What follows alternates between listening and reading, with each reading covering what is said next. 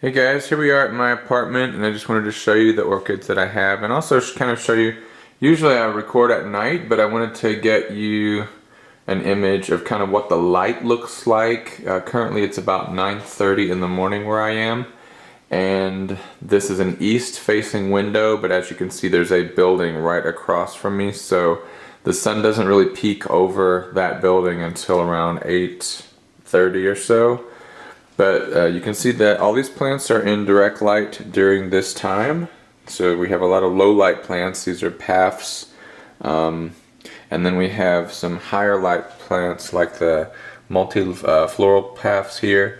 And then this Cattleya. Now this Cattleya will go back to the greenhouse once it's done blooming. I just have it here so that I can enjoy the flowers. But just wanted to show you what everything looks like right now. I haven't showed you this. This is my Path Appletonianum that has a completely freaky flower. I don't know what happened here, but the pouch looks like it didn't know it was supposed to be a pouch. But the colors are still nice, and there's still another bud coming, so who knows, maybe the second bud will look nice. So yeah, let's go into the greenhouse and let's see what's going on over there.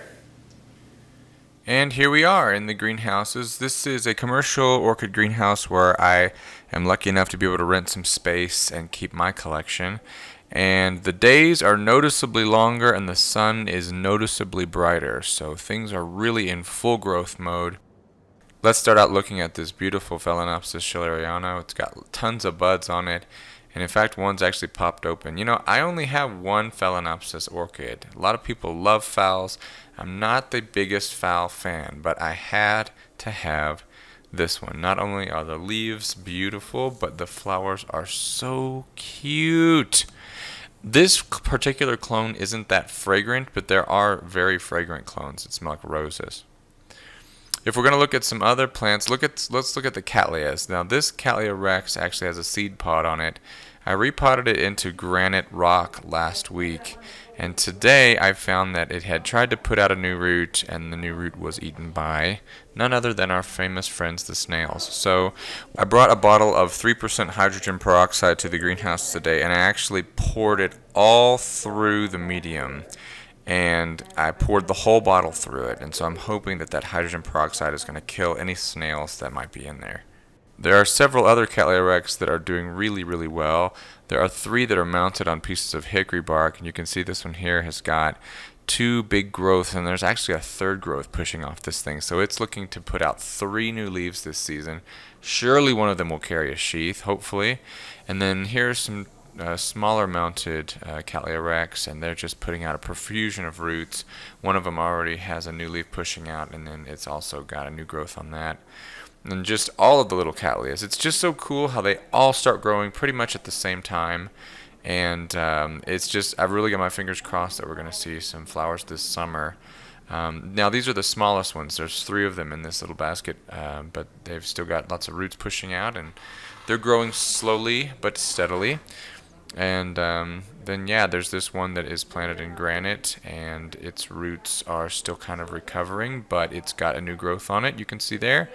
And hopefully that will be able to push out, and it will be able to push out a new set of roots as well before the snails find it.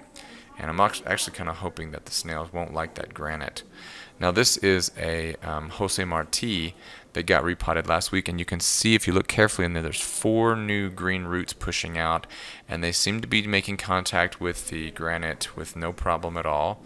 Here's another little Cattleya rex. It's got a nice little growth on one end of it, and then if you look over on the other end of the plant, it's got another new growth.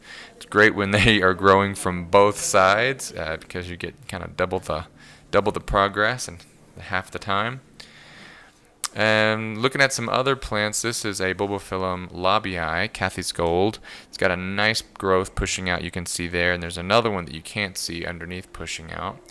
Right here is Bulbophyllum medusae, which bloomed just a few weeks ago, and now it's just kind of chilling out, waiting for growing season to start again. And then this little guy is a Vanda falcata that will hopefully be blooming in the summer.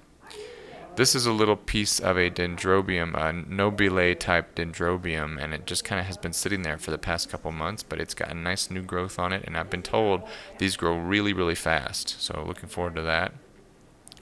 And then this guy, this is our good friend Hal, and Hal is pushing out two nice big spikes, and it's actually got another, looks like another spike pushing out as well, so we might end up with three. And here's another bulbophyllum. This is lovely Elizabeth. It's got tons of new growth. If you can believe it, I got this guy as a 2-bulb division, and now it's got probably 30 bulbs at least. Hasn't bloomed for a couple of years, so really hoping it will this year.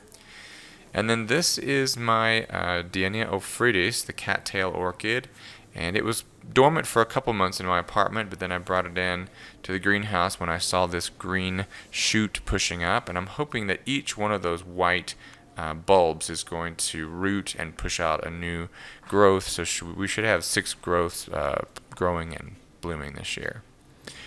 And that's it. It's been kind of a short update, but I hope that you enjoyed checking in on my green pets. So next week I will hopefully be able to show you a fully bloomed out Phalaenopsis schilleriana. Until then, guys, take care, happy growing. See ya.